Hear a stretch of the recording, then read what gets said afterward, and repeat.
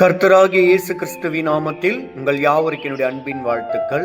இந்த நாளுக்கான கர்த்தருடைய வார்த்தை 1 சாமுவேல் 5ஆம் அதிகாரம் வசனங்கள் 1 5 வரைக்கும் சில வசனங்கள்.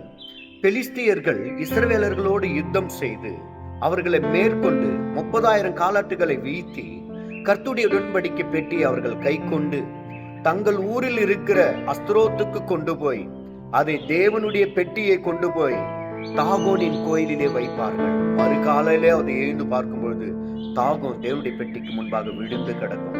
திரும்பவும் அதை அதே ஸ்தானத்தில் வைப்பார்கள். மறுநாளிலே அது விழுந்து கை கால்கள் எல்லாம் உடைக்கப்பட்டிருக்கும்.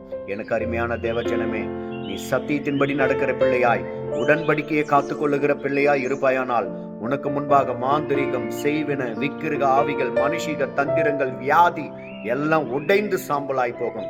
கர்த்தர் உன்னோடு கூட இருந்து உனக்கு ஜெயத்தை தருவார். தேவன் உன்னை ஆசீர்வதிப்பாராக. ஆமென்.